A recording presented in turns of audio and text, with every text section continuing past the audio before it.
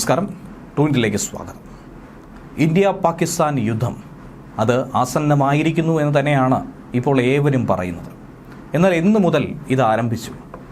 സ്വാതന്ത്ര്യാനന്തരം പാകിസ്ഥാൻ എന്ന രാജ്യം ഉണ്ടായ അന്നു മുതൽ ഇന്ന് വരെ ഇന്ത്യ അനുഭവിക്കുന്ന തിക്തഫലം കൂടിയാണ്. അതിലൊരു യുദ്ധമെന്ന് ഇന്ത്യ പാക് വാർ എന്ന രീതിയിൽ നമുക്ക് പറയാൻ സാധിക്കുന്നത് 1965 സംഭവിച്ചതാണ്. തിക്താർ, ഉറി, പൂഞ്ച് മേഖലകളിൽ പാകിസ്ഥാൻ സേനയുടെ കടന്നുകയറ്റം തന്ത്രപ്രധാന പാതയായ ഹാജിപൂർ പിടിച്ചെടുത്ത് ചെയ്തതോടെ ഇന്ത്യ ശക്തമായി തിരിച്ചടിക്കാൻ തയ്യാറായി. ഓഗസ്റ്റ് 5-ാം തീയതി യുദ്ധം തുടങ്ങി. സെപ്റ്റംബർ 1 മുതൽ പൂർണ്ണ യുദ്ധത്തിലേക്ക് കടന്നു. സിയാൽകോട്ടിൻ്റെ ഒരു ഭാഗം പിടിച്ച ഇന്ത്യൻ സേന ലാഹോറിൻ്റെ തൊട്ടടുത്ത് വരെയാണ് എത്തിയത്. 50 ദിവസങ്ങൾക്ക് ശേഷം സെപ്റ്റംബർ 23-ന് വെടിനിർത്തൽ കരാർ വന്നു. 18 ഓഫീസർമാർ ഉൾപ്പെടെ 3264 ഇന്ത്യൻ സൈനികരാണ് അന്ന് വീരമൃത്യു വരിച്ചത്. പിടിച്ചെടുത്ത മേഖല വിട്ടുകൊടുത്തുകൊണ്ട് ഇന്ത്യയുടെ മാന്യത കാട്ടി. ഇന്ത്യ എന്താണ് എന്നുള്ളത് ലോകത്തിന് മാതൃകയായി മാറി. അങ്ങനെ ഒരു യുദ്ധം ശേഷം പിന്നീട് 1971 ബംഗ്ലാദേശ് വിമോചന യുദ്ധം സംഭവിച്ചു. പാകിസ്ഥാനെ വലിയ തോതിൽ ഞെട്ടിച്ച ഒരു സംഭവമായിരുന്നു അത്. നല്ല രീതിയിൽ പാഠം പഠിപ്പിക്കാനും അത് ഉപകരിച്ചു എന്നുള്ളതാണ് യാഥാർത്ഥ്യം.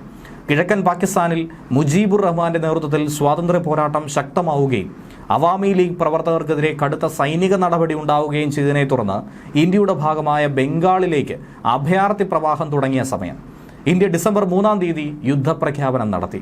ഇന്ത്യയുടെ സൈനിക മികവിന് മുന്നിൽ 13 ദിവസത്തിനിപ്പുറം പാകിസ്ഥാന് കീഴടങ്ങേണ്ടി വന്ന ഏറ്റവും നാണം കെട്ട ഒരു ചരിത്രം.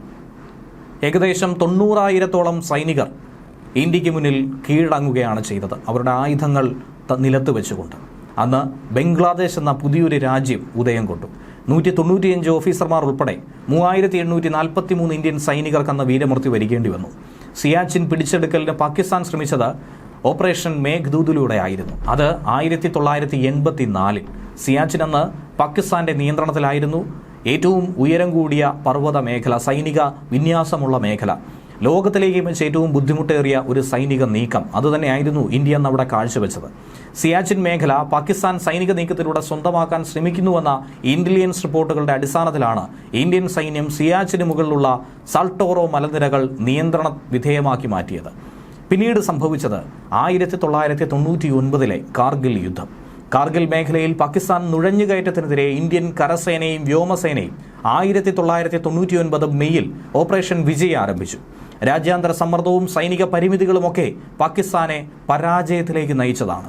85 ദിവസം ജൂലൈ 27-ാം തീയതി പരാജയം സംബന്ധിച്ച് മുട്ടുകുത്തി പാകിസ്ഥാൻ. കാർഗിലിൽ ഇന്ത്യയുടെ വിജയക്കൊടി നാട്ടി. 500-ലധികം ഇന്ത്യൻ സൈനികരായിരുന്നു അന്ന് വീരമൃത്യു വരിച്ചത്. പിന്നീട് 2 സർജിക്കൽ സ്ട്രൈക്കുകൾ സംഭവിച്ചു. 2016 ഉറി സർജിക്കൽ സ്ട്രൈക്ക്, ഇന്ത്യയിലെ ആദ്യ സർജിക്കൽ സ്ട്രൈക്ക്. ഇന്ത്യൻ സൈനിക താവളത്തിൽ ഭീകരാക്രമണം നടത്തിയതിനുള്ള മറുപടി. ഇന്ത്യൻ കമാൻഡോകൾ നിയന്ത്രണ രേഖ കടന്ന് പാക് നിയന്ത്രിത ഭൂമിയിലെ ക്യാമ്പുകൾ തകർത്തു. 2019 ബലാക്കോട്ട് ആക്രമണവും പുൽവാമയിൽ CRPF ജവാന്മാർ സംഭവിച്ച വാഹനത്തിന് നേർക്കുള്ള ചാവേർ ആക്രമണം. അന്ന് ഇന്ത്യക്ക് 40ഓളം സൈനികരെയാണ് നഷ്ടമായത്. അതിനുള്ള മറുപടി പാകിസ്ഥാൻ തന്നെ കൈയടക്കി വെച്ചിരിക്കുന്ന മേഖലയിലെ ബലാക്കോട്ടിലെ ഭീകര പരിശീലന താവളത്തെ ഇന്ത്യൻ വ്യോമസേന വിമാനങ്ങൾ തകർത്തെറിഞ്ഞു.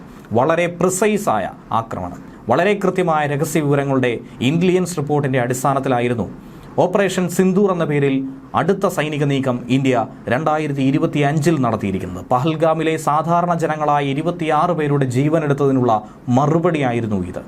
അവരുടെ ജീവനും സ്വത്തിനും നാശനഷ്ടം സംഭവിക്കാത്ത രീതിയിലാണ് സൈന്യം പാകിസ്ഥാനിൽ കയറി പാക് ജനതയ്ക്കോ പാക് സൈനിക കേന്ദ്രങ്ങൾക്കോ ഒന്നും തന്നെ ബുദ്ധിമുട്ടുണ്ടാകാതെ അതിശക്തമായ ഒരു ആക്രമണം നടത്തിയതും. ഏകദേശം 24ഓളം സൈറ്റുകൾ, 9 കേന്ദ്രങ്ങൾ ഉൾപ്പെടെ 100-ലധികം ഭീകരരെ കൊന്നൊടുക്കിയെന്നാണ് ഇന്ത്യ അവകാശവാദം ഉന്നയിക്കുന്നത്. പാകിസ്ഥാൻ അത് തുറന്ന് സമ്മതിക്കുന്നുമില്ല. കേണൽ സോഫിയ ഖുറൈഷിയും വിംഗ് കമാൻഡർ വ്യോമിക സിംഗും ഇക്കാര്യം വിശദമായി തന്നെ വിവരിച്ചു. അതോടൊപ്പം തൊട്ടടുത്ത ദിവസം പാകിസ്ഥാന്റെ ഭാഗത്തു നിന്നുണ്ടായ പ്രകോപനം, അതിനും അതിശക്തമായി ഇന്ത്യ തിരിച്ചടിച്ചു. ലാഹോറും ഇസ്ലാമാബാദും കറാച്ചിയും നിന്നു വിറച്ചൊരു രാത്രിയായിരുന്നു സാക്ഷ്യം വഹിച്ചത്. ഇനി എന്ത് എന്നുള്ളത് തന്നെയാണ് നോക്കിക്കാണുന്നത്. ഇനിയും പാഠം പഠിക്കാത്ത പാകിസ്ഥാന് കൃത്യമായ പാഠം പഠിപ്പിക്കാൻ ഇന്ത്യൻ സേന മുന്നിട്ടിറങ്ങുന്നു എന്ന് തന്നെയാണ് മനസ്സിലാക്കാൻ കഴിയുന്നത്.